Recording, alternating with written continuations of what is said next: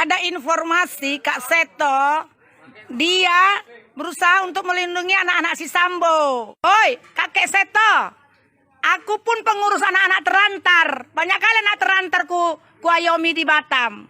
Ya, kekurangan dana. Bapaknya yang nggak ada mati, bapaknya yang sudah pengembara pergi, bapaknya yang dibunuh polisi, bapaknya bunuh diri karena ekonomi morat-maret, mamanya yang stres masuk rumah sakit jiwa.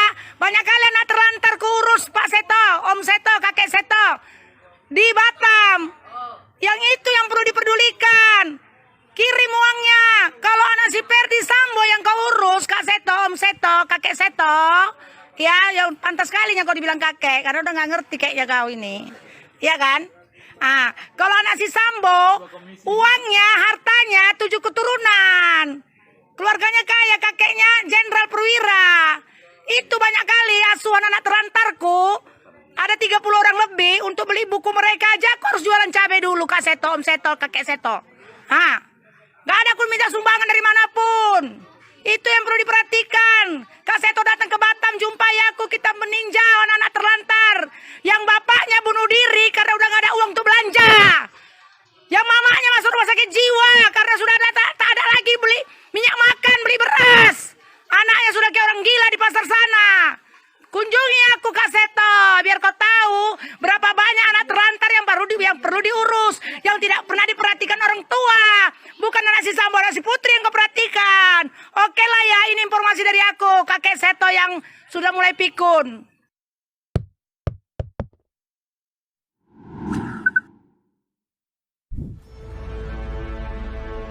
Halo, assalamualaikum warahmatullahi wabarakatuh. Kembali berjumpa dengan saya Hersbunul Arif. Dan saya Agi Beta, senang sekali menjumpai Anda. Mas Hersu, apa nih materi yang akan kita bawakan hari ini? Biasa, karena namanya juga dapur redaksi Forum News Network, membaca berita di balik berita. Jadi kita akan membahas tentang berita-berita dan sedikit rumpi gitu ya. Tapi rumpinya tetap saja karena kita wartawan, kita harus basicnya tetap berdasarkan fakta-fakta dan memverifikasi ya ke berita-berita. Saya kira kemarin soal rekonstruksi itu masih tetap terus jadi pembahasan ya, karena banyak sekali hal-hal yang kemudian orang bertanya-tanya berkaitan dengan rekonstruksi ini, termasuk juga status Ibu Putri Sambo yang sampai sekarang tidak ditahan. Sampai sekarang itu masih jadi. Ini kelihatannya ceritanya soal tidak ditahannya Ibu Putri ini sama dengan motif yang harus terus bergulir, ditanyakan publik gitu ya. Apa motifnya, apa, tidak jawab mengapa tidak ditahan, itu sampai sekarang juga orang masih, meskipun ada jawaban resmi, tapi orang tetap bertanya-tanya, ada apa sih sebenarnya kok tidak ditahan, ini ada trade off apa, ada tukar tambah apa, kan gitu Mbak orang berpikirnya. Tapi ada satu hal sebelum kita ngomongin itu soal ini lagi-lagi ya, ini soal berkaitan dengan Indonesia dan dunia olahraga dan berkaitannya dengan dunia nasional. Ini lomba maraton di mana? Di Bali ya Mbak ya, kalau nggak salah maraton. Di Bali ya, iya betul ya. Ini peristiwa sudah terjadi pada bulan Juli ya, kalau nggak salah ya, bulan Juli ya. Bulan Juni. Oh Juni. Iya. Juni. Ini sekarang Agustus sudah mau berakhir, Juni, Juli, Agustus, September. Udah 3 bulan ya, 3 bulan itu katanya hadiahnya belum dibayar. Kalau toh dibayar itu baru sepertiga dari hadiah yang dijanjikan.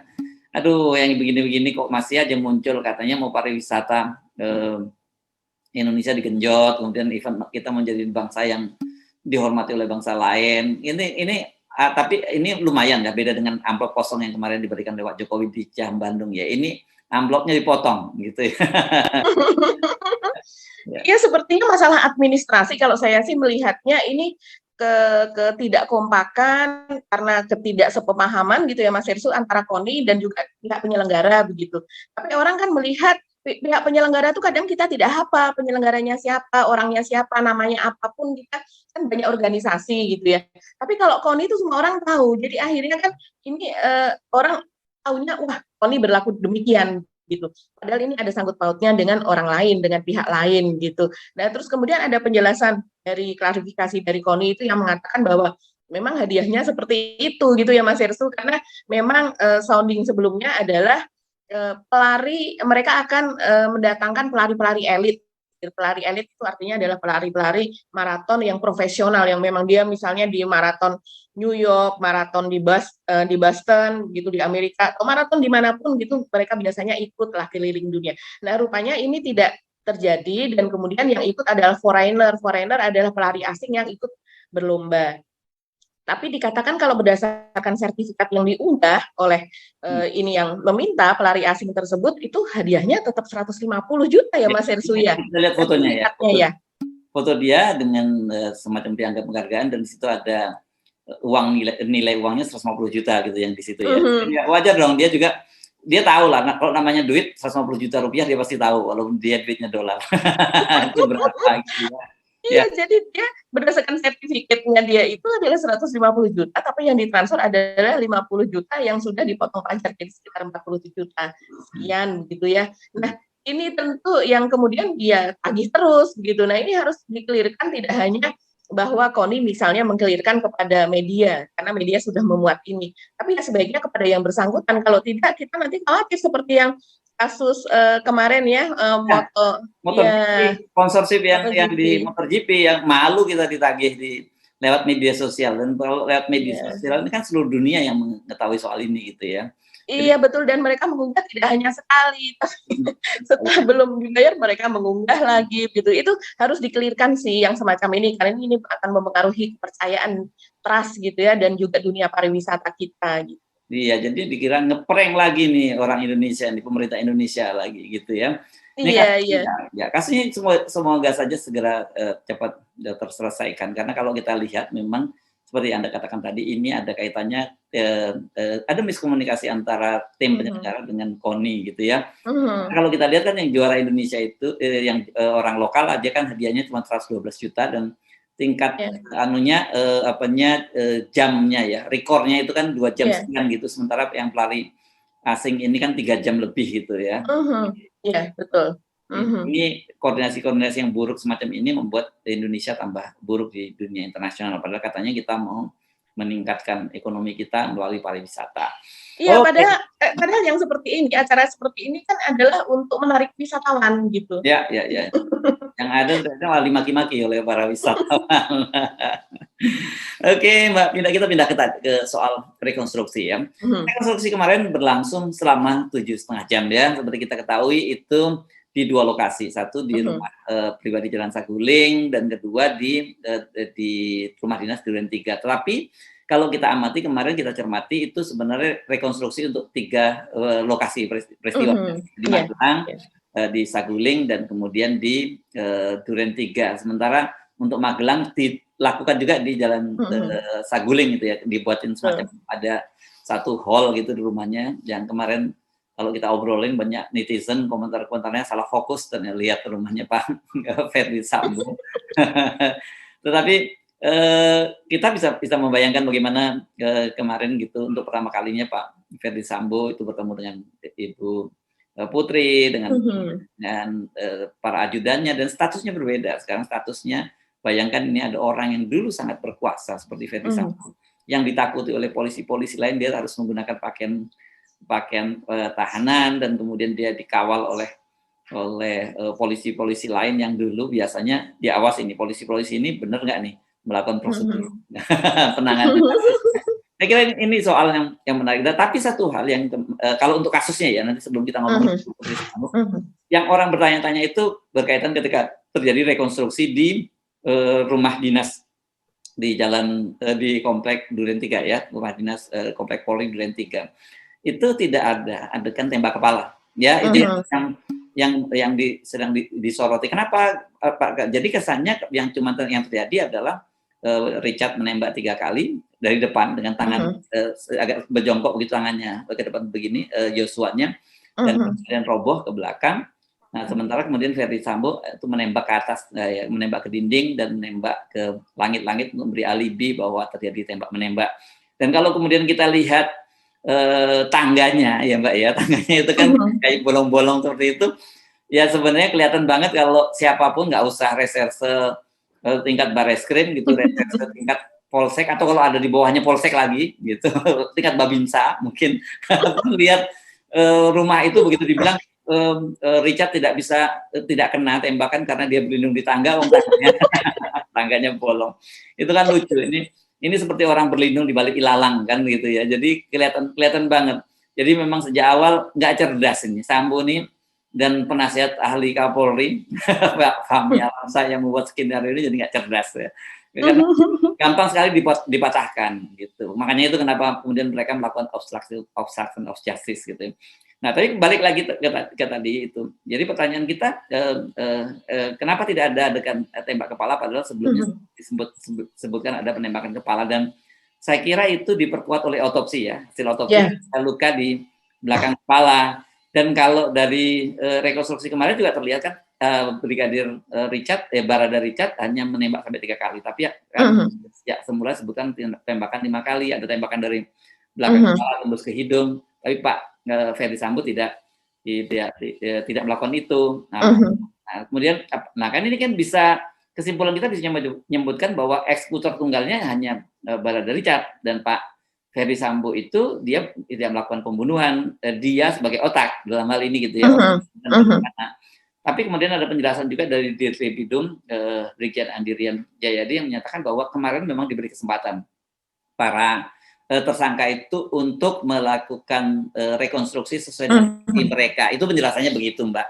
Tapi tetap saja orang bertanya-tanya, loh, kalau sampai hilang ini apa nih, ada apa nih? Tolong jangan marah dulu Pak Polisi. Udah kadung ini publik nggak terlalu percaya dengan versi yang Anda sampaikan gitu ya. Iya Mas Irsu, kalau melihat kemarin memang publik bertanya-tanya ya, apalagi kemudian juga tidak ada suara begitu kan ya dari TV Polri yang menyiarkan langsung acara tersebut begitu, itu kan tidak ada suara dan tidak ada penjelasan. Jadi orang kan menebak-nebak gitu. Nah, terus kemudian pada yang disebutkan Mas Irsu tadi kan memang ada 2 kali ya, ada 2 kali dibikin scene-nya itu 2 kali. Karena ternyata antara pernyataan Barada Richard dengan Ferdi Sambo ini ternyata tidak ketemu. Itulah yang dikatakan bahwa nanti pada saat mereka yang melakukan rekonstruksi, mereka akan berusaha saling untuk memberatkan pihak yang lain, dan dalam rangka untuk meringankan diri sendiri begitu. Apalagi dalam hal ini Richard sudah sebagai justice kolaborator begitu, yang tentunya dia bisa mengatakan sejujur-jujurnya. Dia tidak perlu khawatir lagi begitu, sehingga karena tidak ketemu, dan apalagi memang dalam hal ini kemarin ada permintaan khusus dari pihak Richard dan LPSK mewadahi atau semua permintaan dari Richard itu kan dipenuhi, bahwa mereka bahwa Richard ini harus dilindungi, sehingga ketika setiap kali ada adegan bertemu dengan Sambo ini kan dia digantikan oleh pihak lain. Jadi ketika Richard dia melakukan rekonstruksi ya perlihatkan bahwa dia menembak, dan kemudian sesudah dia ada tembakan dari Sambo begitu. Tapi di situ yang berlaku hanyalah Richard sendiri, sementara yang lain yaitu di situ ada Kuat, di situ ada Ricky, di situ ada Sambo, itu diperankan oleh para peran pengganti begitu.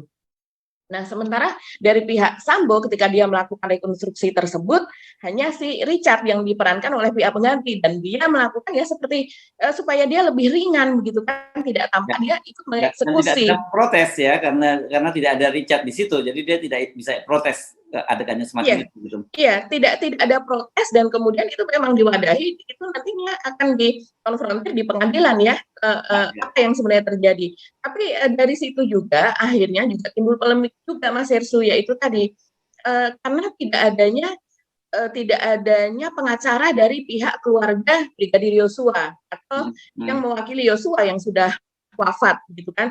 Nah, ini yang kemudian disinyalir begitu, dan orang-orang melihat, netizen melihat, oh pantesan ya Kamarudin dan Pak Johnson Panjaitan itu tidak diperbolehkan melihat atau hadir pada saat rekonstruksi tersebut, karena memang banyak hal-hal yang itu tidak make sense atau tidak masuk akal atau tidak berdasarkan penuturan dari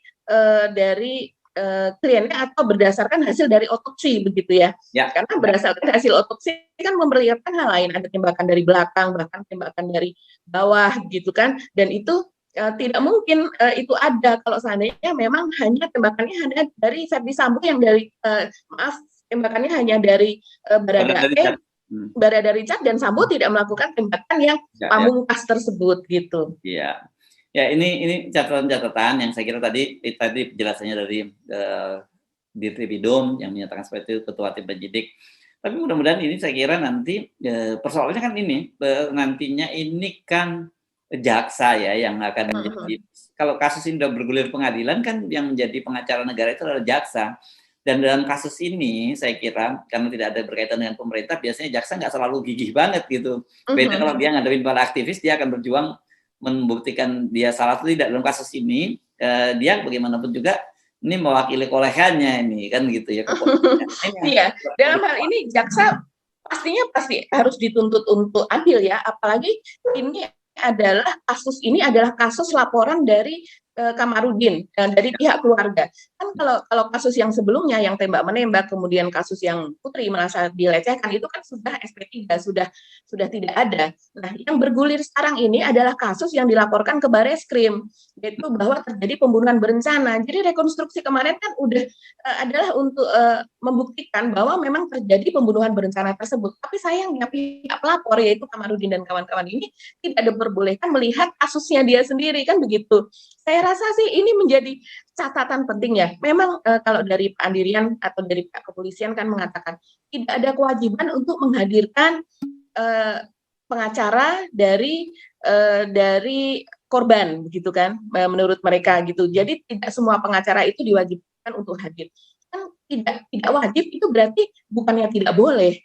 Kalau tidak wajib ya mereka tetap boleh untuk melihat, seperti kata Diolipah, jangankan pengacara, setan aja boleh lihat, begitu kan? Secara kasarnya begitu dia mengatakan tadi malam, begitu. Nah, ya. Jadi kalau nggak wajib hukumnya sunnah, dan sunnah ya, itu lebih baik dan demi transparan seharusnya itu memang dilakukan. Kalau saya melihat ini adalah karena apa ya Mas Ersu, kurangnya empati sih ya, kurangnya empati. Dari pihak kepolisian tidak berpikir jauh ya, dari awal memang tidak berpikir jauh dari soal peti mati Yosua tidak boleh dibuka. Mereka tidak memikirkan ya dari pihaknya Sambo, dari pihaknya Hendra Kurniawan yang menjadi sekongkolannya, dan juga dari pihak kepolisian sendiri tidak memikirkan bahwa di Batak ada adat untuk memberikan ulos pada saat jika orang itu meninggal, apalagi meninggalnya ketika dia muda, dia belum menikah, dia belum punya anak. Itu kematian yang sangat-sangat menyiksa gitu ya, yang sangat tidak diharapkan oleh keluarga, sehingga harus ada upacara tertentu di mana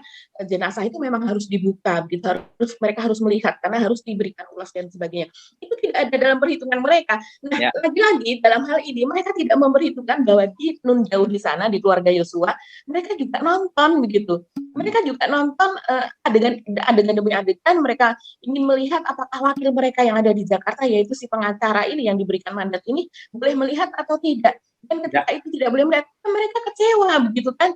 Dan itu tidak, jangankan keluarga ya, pasti mereka kecewa. Yang namanya publik saja banyak kecewa Mas Ersu mengenai hal ini. Ya. Oke, itu catatan soal rekonstruksi ya. Tetapi fokus publik ini sekarang kelihatannya beralih kepada Ibu Putri Sambo. Sekarang jadi spotlight.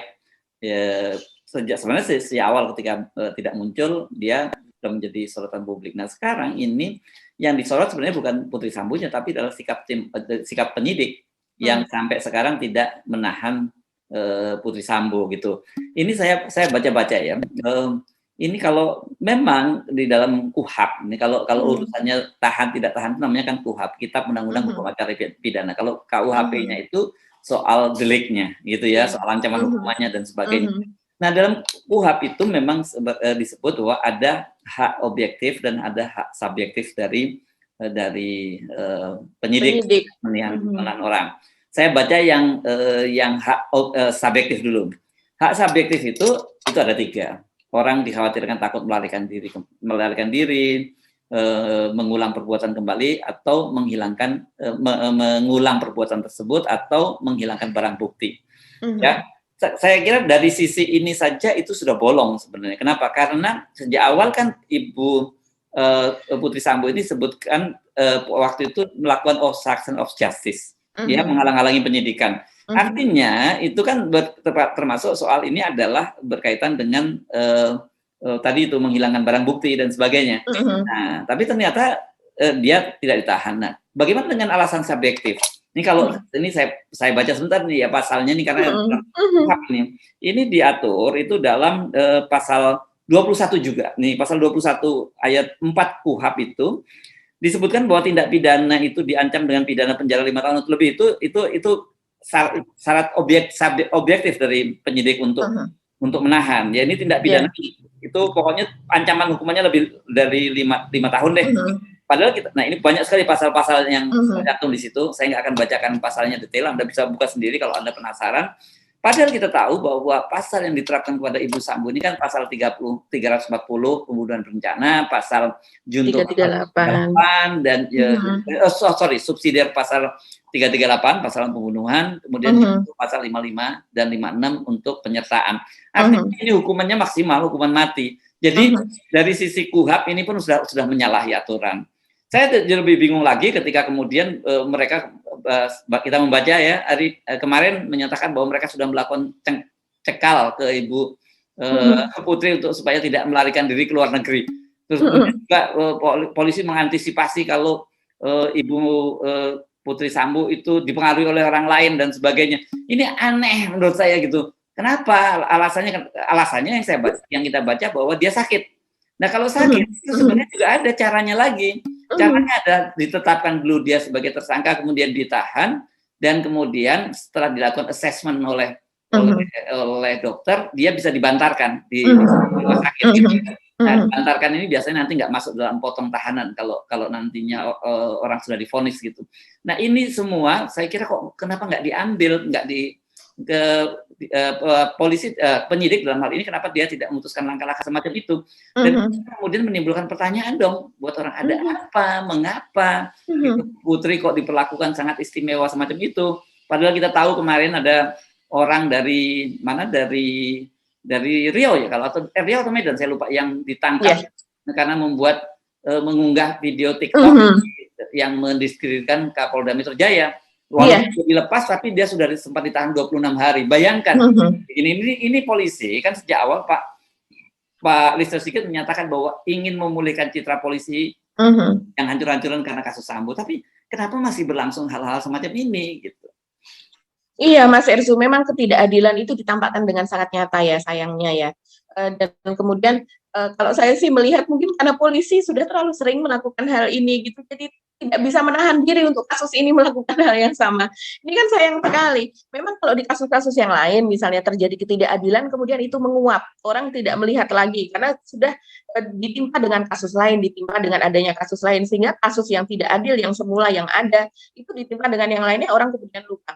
Tapi dalam hal ini jangan lupa kalau seandainya ketidakadilan itu ditampakkan pada kasus Sambo, ini semua orang akan melihat karena kasus ini setiap hari menjadi headline, ini menjadi fokus dari orang-orang yang ingin melihat bagaimana sih kalau seseorang yang ada di bawah, yaitu dari Yosua dan keluarganya, itu berhadapan dengan seorang yang sangat di atas gitu ya, yaitu jenderal gitu, apalagi ini jenderal yang mewakili tidak hanya sekedar orang di atas, orang kaya raya, tidak gitu, tapi ya selain kaya raya dia juga jenderal, di dalam polisi pun dia dianggap raja katanya begitu kan. Nah inilah yang kemudian orang tuh menjadi sangat kecewa ya Mas Ersu, sampai-sampai saya lihat itu di TikTok, di Instagram, di Facebook begitu ya, di Twitter itu menyindir-nyindir loh. Dan kalau menyindir itu orang masih, kalau yang namanya menyindir mungkin masih nggak keras. Ini frontal, banyak sekali yang frontal. Ya, seperti yang kita lihat apa yang dikatakan oleh ibu-ibu begitu ya. Emak-emak begitu, emak-emak itu tidak hanya ada psikolog juga gitu ya yang memang dia profesional mengatakan hal yang demikian. Begitu juga dengan emak-emak yang kita lihat ini di off the record juga yang kita tayangkan, itu seperti itu emak-emak. Nah, ini hampir di banyak wilayah mereka emak-emak udah tidak segan untuk merekam. Saya heran karena yang mereka rekam itu adalah sama-sama ibu-ibu sebetulnya. Ya. Tapi kenapa mereka tidak empati? Sebetulnya bukan soal tidak empati, mereka menginginkan keadilan. Gitu. Dan ini mereka kemudian manifestasinya mereka marah sekali ketika akhirnya Kak Seto ya dari Lembaga Perlindungan Indonesia itu meminta agar ada keistimewaan lah begitu ya untuk Ibu Putri Sambo, tahanan rumah atau dia terbuatkan tempat khusus karena dia masih punya balita 1,5 tahun dan sebagainya. Dan yang saya kaget sesama emak-emak pada ngamuk semua gitu ya. Iya. Karena kita tahu Mas Ersu, emak-emak di Indonesia itu tidak diwakili oleh sosok Ibu Putri. Jadi emak-emak di Indonesia ya diwakili oleh sosok mereka yang ada di TikTok, mereka yang ada di media seperti itu, karena mereka kenapa kita misalnya sering melihat yang mewakili rakyat adalah di situ karena memang kita melihat dengan gamblang ya yang ada di situ begitu. Karena yang ada di offline itu kan di online ya, yang ada di offline pun kurang lebih suaranya ya sama begitu seperti itu, dan kebanyakan dari mereka adalah menengah ke bawah. Mereka merasa ini Ibu Putri Sambo walaupun sesama perempuan tapi tidak mewakili saya, tidak mewakili suara saya gitu.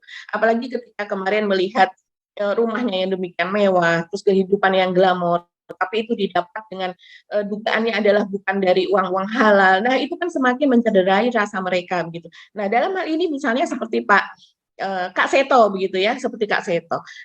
Orang jadinya saya kasihan juga kepada KPAI ya, Komisi Perlindungan Anak Indonesia begitu. Itu kan lembaga resmi yang dibentuk oleh pemerintah begitu ya. Walaupun itu lembaga independen, tapi itu adalah lembaga resmi yang mereka juga dalam operasionalnya mendapatkan dana dari negara. Nah, sementara kalau Kak Seto ini sebenarnya kan organisasi sosial. Dia bukan dari KPAI. Ya, Ya, dia ya. betul. Jadi Kak Seto ini adalah supaya kita pemirsa Off the Record juga supaya tahu ya, bagi yang belum tahu bahwa Kak Seto ini dia adalah memimpin organisasi LPAI, yaitu Lembaga Perlindungan Anak Indonesia. Sementara rekannya yaitu Pak Aris Merdeka Sirait itu memimpin Komnas Anak namanya, yaitu Komisi Nasional Perlindungan Anak atau Komnas PA dia menyingkatnya ya. Nah, sebetulnya Kak Seto dan Pak Aris ini tadinya sama-sama di Komnas PA tersebut. Mereka membentuk sejak tahun 98 kalau tidak salah, dan Pak Aris ini adalah sekjen dari Pak Seto. Tapi sekarang ketika terjadi pergantian pimpinan, mereka berseteru begitu ya, akhirnya Kak Seto mendirikan organisasi baru. Dua-duanya itu adalah LSM. Jadi bukan representasi dari negara, tapi representasi dari masyarakat gitu ya, organisasi swadaya masyarakat yang ingin memberikan kontribusinya kepada anak Indonesia gitu. Tapi dalam hal ini menjadi blunder nih Kak Seto gitu kan. Karena memang saat ini jumlah anak Indonesia saja, misalnya nih, ini berdasarkan data ya Mas Hersu, menurut yang diberikan tanggung jawab ini oleh Pak Jokowi kan wapres kita kan, Pak Ma'ruf Amin. Dan Pak Ma'ruf Amin ini selama Pak Jokowi ini memerintah tahun 2017, 2018, dan kemudian 2019, itu masih sekitar 30% anak Indonesia stunting. Dan kemudian kalau saat ini, setahu saya tahun 2021-2022 ini sudah turun menjadi 24%, sekitar segitu, hampir 25%. Nah, target dari Pak Jokowi tahun 2024 adalah turun menjadi 14%. Artinya kalau seandainya sekarang ini masih hampir 25%, 1 dari 4 anak Indonesia itu stunting. Nah, itulah yang ibu-ibu suarakan, ayo dong urusin anak-anak kami yang stunting, anak-anak kami yang itu stuntingnya itu macam-macam Mas Hersu, karena masalah keadaan rumah tangga, karena mereka lahir yatim, karena sejak di dalam kandungan kurang gizi, ibunya kurang gizi, keluarganya itu ekonominya rendah sekali, terus kemudian mereka juga yang diasuh oleh orang-orang lain gitu ya. Ini kan sangat berbeda dengan keluarga Pak Sambo yang profilnya ini sangat-sangat high profile. Dan kemudian saat ini kita juga mendengar bahwa anak-anak Pak Sambo ini juga sebenarnya sudah diasuh oleh keluarga besar begitu kan.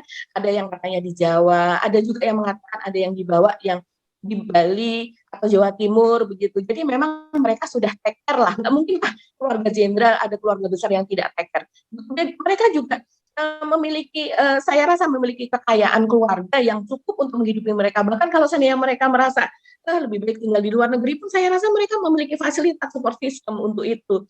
Nah, itu yang orang-orang ini kan janganlah pansos gitu ya, janganlah mencari nama lewat hal ini gitu. Kak Seto sementara dalam ini saya tidak tahu pengertian dia bagaimana, tapi dia sampai berpayah-payah menemui Bareskrim, menemui Pak Sambo, dan itu diberikan akses oleh polisi begitu ya, diberikan akses oleh polisi, dan kemudian dia ingin menemui Ibu Putri juga gitu, menawarkan perlindungan dan sebagainya.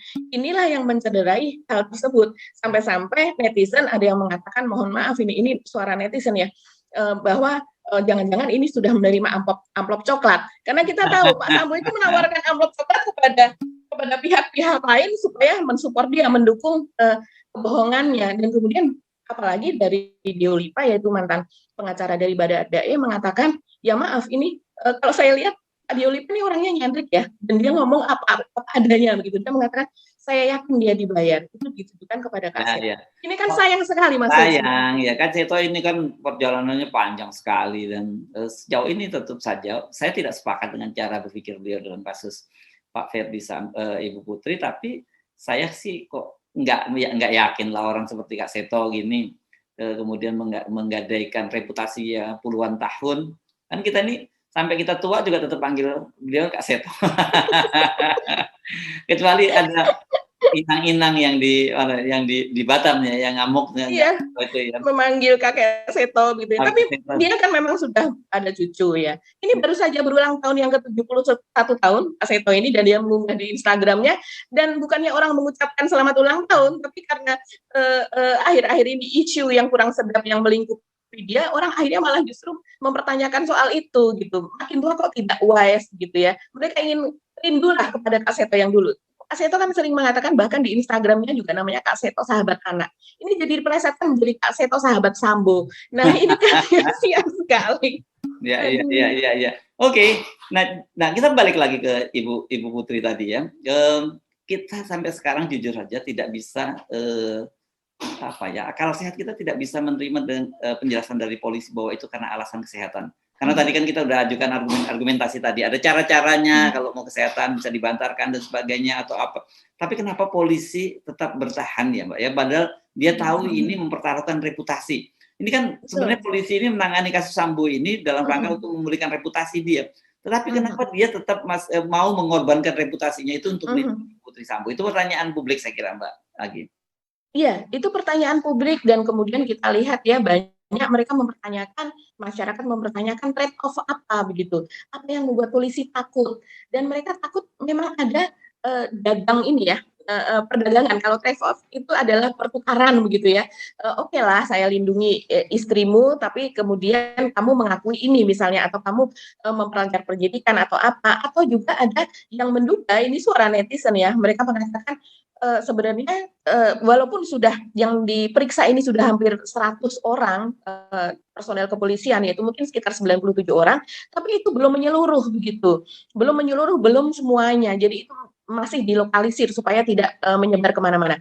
Nah, orang-orang yang belum diperiksa inilah yang kemudian dikhawatirkan itu ada di dalam trade off tersebut, supaya Pak Sambo juga tidak menyebutkan nama-nama mereka. Jadi dengan pertukarannya adalah dilindunginya si Ibu Putri ini begitu. Itu sinyalemen yang saya rasa wajar kalau seandainya tumbuh di publik akibat dari kebijakan polisi saat ini. Karena alasannya kan kesehatan ya Mas Hersu, seperti katakan Mas Hersu tadi.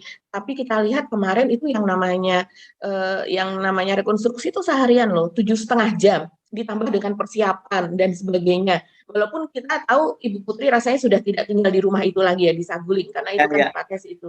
Nah menarik karena kalau ngomong rekonstruksi ya, karena dari video-video yang kita lihat kemarin kelihatannya Bu Putri betul normal, bahkan bisa memberikan instruksi ya. Kalau kita lihat, kita nggak tahu apa yang diomongin, tetapi kelihatan banget di situ bagaimana dia masih direktif gitu ya. Dia bisa memberikan ini duduk sini, ini langkahnya begini, kan kita lihat seperti itu ya. Jadi semuanya normal. Kalau orangnya depresi, saya kira nggak akan seperti itu. Dia pasrah aja, dia tunduk, silakan terus pasif aja gitu. Tapi kalau kemarin kelihatan Bu Putri itu sangat aktif kan.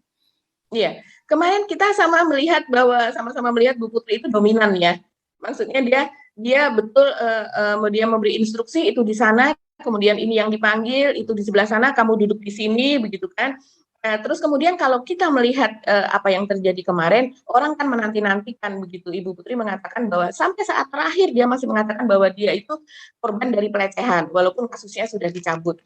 Nah, orang kemarin tuh menantikan adegan pelecehan itu, Mas Hersu. Sebenarnya di manakah letak adegan pelecehan itu gitu. Dan itu yang pertama. Yang kedua adalah orang terheran-heran, Mas Hersu. Ini saya melihat banyak sekali komentar yang mengatakan itu kalau kita melihat YouTube atau kita melihat Twitter atau Instagram, itu kan banyak adegan yang diunggah ya. Kemudian di bawah ada komen-komen. Nah, saya suka sesekali melihat komen-komen tersebut gitu ya. Terutama yang paling atas, biasanya kan itu ada banyak jawaban dari sesama netizen gitu ya. Dan mereka heran dengan, oh ternyata di keluarga itu permisif sekali ya.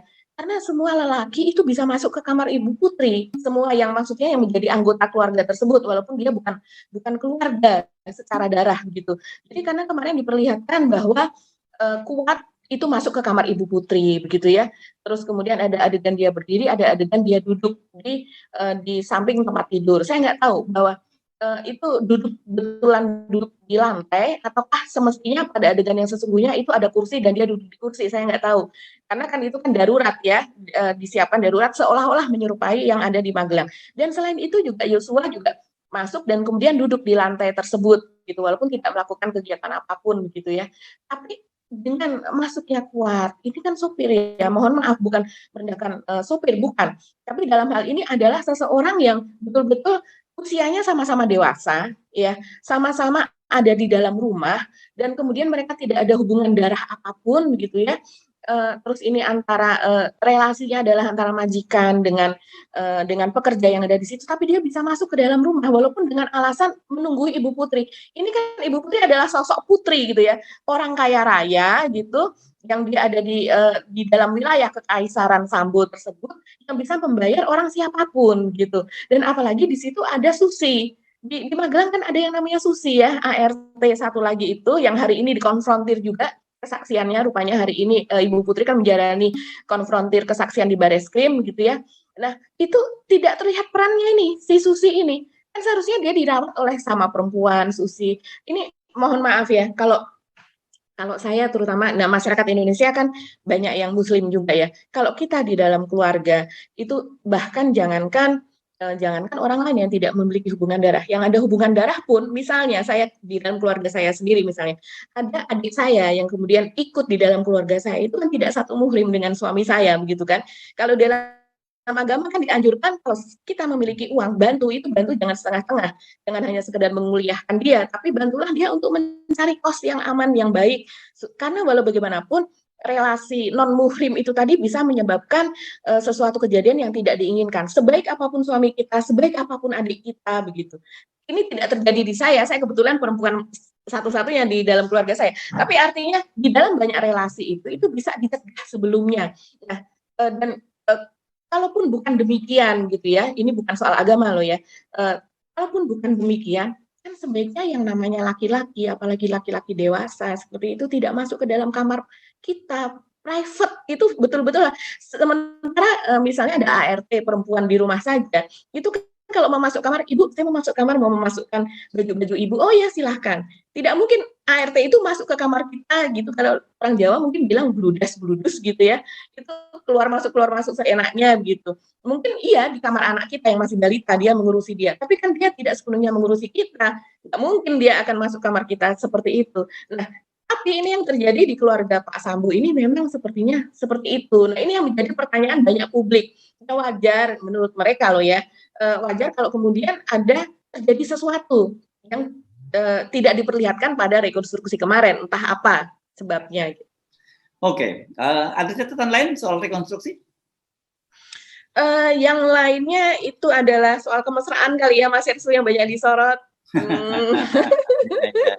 Kemesraan antara Pak Sambo dan Ibu Putri Sambo begitu ya, dan kemudian ketika akan berpisah gitu ya, ada pelukan, ada ciuman dan sebagainya. Tapi justru itu sayang sekali kenapa tidak membangkitkan ini, karena mungkin orang sudah ya boleh dikatakan muak begitu ya dengan kejadian ini, dan kemudian apalagi dengan diusirnya dari pengacara, tidak ada wakil dari Yosua. Orang kan menginginkan ini senternya ini Yosua loh gitu loh. Ya, orang yang sudah tidak bisa bicara, orang yang sudah bisu gitu, ini mau diapakan gitu. Ya, meskipun saya dalam hal ini saya dissenting opinion. Gitu. Iya. Saya jujur mungkin lebih melo gitu melihatnya, dan saya tidak mau berkomentar apapun gitu. Iya. Saya pun melihat itu agak kasihan loh Mas Ersu. Saya membayangkan kalau seandainya mereka ini kan dua-duanya tidak 40, dan belum tentu mereka ketika nanti sudah di sel masing-masing memiliki kesempatan, walaupun banyak juga yang pesimis ya mengatakan apalagi ini jenderal, yang nggak usah jenderal aja ketika ditahan mereka tetap adalah kesempatan yang tidak bisa dilihat oleh publik, mereka mendapatkan keistimewaan. Itu kan sistem hukum di tempat di Indonesia memang sudah ya kita tahu sama-sama tahu seperti itu begitu. Oke, saya simpan komentar saya soal ini karena saya nggak mau dibully sama Kaseto. Tetapi satu hal yang saya kira kita mesti sepakat itu soal justice ya, perceived justice, perasaan perlakuan tidak adil itu terhadap siapapun gitu. Kebetulan bukan hanya karena mereka orang berpangkat atau tidak berpangkat, tapi jadi persoalan itu ketika mereka punya pangkat, punya relasi, punya koneksi dalam perlakuan istimewa, sementara mereka yang kemudian tidak punya akses kepada kekuasaan, bahkan menjadi lawan dari kekuasaan, itu berlakuan sebaliknya. Ini ini yang kemudian akan berdampak terhadap citra polisi tadi. Kalau menurut saya sebenarnya saya ketika mendengar Pak Kapolri misalnya, ini persepsi publik terhadap kita ini turun dan harus kita ini kan. Sebenarnya persepsi itu adalah buah dari kinerja saja. Jadi nggak usah terlalu dipikirin soal persepsi publik, nggak perlu bikin survei bagaimana ya persepsi publik sekarang terhadap kita. Selama kinerja polisi itu baik gitu ya, kemudian sesuai dengan tagline-nya melindungi dan mengayomi, otomatis itu persepsi publik terhadap polisi itu akan dengan sangat baik. Kalau sekarang ini mohon maaf kalau meskipun tidak ada survei, saya bisa memastikan bahwa Anda Pak Kapolri bisa mendapatkan bahwa faktanya sekarang memang sedang hancur-hancuran. Silahkan baca saja di komentar-komentar yang seperti Anda sebutkan tadi. Saya termasuk bukan orang yang gemar membaca komentar-komentar, tapi sekali-kali saya karena didorong untuk membaca komentar terutama di record saja untuk memberikan respon pada Anda semua. Saya akan membaca dan rata-rata memang semuanya minor gitu ya. Dan bagaimana caranya? Yaitu tadi mulai benahi hal-hal tadi perlakuan yang tidak adil, perlakuan yang tidak sama. Ibu Putri Sambo sekali lagi ini mendapat perlakuan yang sangat istimewa karena untuk kasus yang ini hukumannya sudah ancamannya hukuman mati pun dia masih tidak ditahan. Dan kemarin saya terakhir melihat ketika dia mengantar Pak Sambo keluar sebelum Pak Sambo masuk ke mobil anti huru-hara ya yang oleh Brimob tadi, Ibu Putri tidak di borgol, saya lihat Mbak, kalau nggak seingat saya posisinya. Begitu. Ya, saya malah tidak begitu melihat ya. Ferdi Sambonya masih di borgol, tapi masih di borgol. Iya. Dia bisa memegang tangannya Pak Ferdi Sambo dan kemudian dia memasangkan masker Pak Ferdi Sambo yang lepas dan sebagainya. Iya, dia memasangkan masker, betul. Ini netizen itu semuanya dilihat loh Pak Polisi. Bahkan ketika Pak Ferdi Sambo itu duduk dan kemudian ada petugas, dia diberikan minuman gitu ya, air mineral, kemudian dia sambil ngobrol mungkin dengan pengacaranya karena ada Arman Hanis di situ. Kemudian petugas itu membukakan botolnya, begitu kan? Itu orang itu diomongin gitu ya, bahwa kok masih di servis? Kan dia bisa dengan dirinya sendiri membuka begitu, karena walaupun di borgol tapi bebas, orang dia pakai HT juga masih bisa kan pada saat rekonstruksi. Hati-hati nih Mbak, hati-hati saran Anda ini nanti diartikan sama polisi baliknya. Kalau itu besok-besok ketika rekonstruksi nggak usah dikasih akses media supaya nggak ada kamera supaya publik nggak tahu. Bukan itu, justru poinnya bukan itu. Justru transparansi itu buka seluas-luasnya dan juga tunjukkan bahwa Anda dalam saat ini bersikap imparsial gitu ya. Oke. Bagi ya, kita mesti mengakhiri ya obrolan kita kali ini, dan ini memang kita mesti ingin kasus ini cepat bisa dituntaskan, karena kita menghadapi PR yang lebih besar gitu. PR tentu saja reformasi di tubuh Polri, kemudian juga soal di dunia politik kita, soal kenaikan harga dan sebagainya, banyak topik-topik yang saya kira sudah hampir, ini kalau tanggal sekarang sekarang tanggal 31, jadi sudah berapa? 1,5 bulan ya peristiwa ini menyita perhatian publik gitu ya. Iya betul Mas Hersu. Iya, kita dari sejak tanggal 11 ya, ini kan mencuat sejak tanggal 11. Iya, berarti mungkin sudah 50 hari lebih begitu ya. Nah, kita menunggu nih hari ini. Hari ini ada jadwal konfrontir antara Ibu Putri dengan para saksi yang lain dan juga para tersangka yang lain. Nah, apakah sesudah konfrontir ini Ibu Putri akan ditahan? Nah, itu lagi-lagi ditagih nih. Dan itu tadi lah, ini soal presisi. Pak Kapolri ini adalah soal presisi nih dan keadilan. Dua ya, motif dan soal penahanan Ibu Putri Sambo sekarang fokus perhatian publik. Terima kasih atas kebersamaan dan perhatian Anda semua. Tetap jaga kesehatan, tetap positif, dan selalu mengingatkan bahwa hari-hari ke depan ini akan semakin berat karena diperkirakan besok tanggal 1 BBM itu akan naik, dan misalnya kalau solar itu naik, pasti barang-barang distribusi akan naik. Pedagang, saya baca pedagang sudah menyatakan itu kenaikannya itu bisa sampai 30% gitu ya barang-barang. Jadi siap-siap mak-mak untuk saling membantu di antara sama kita semua gitu ya. Saya Hersu Arif.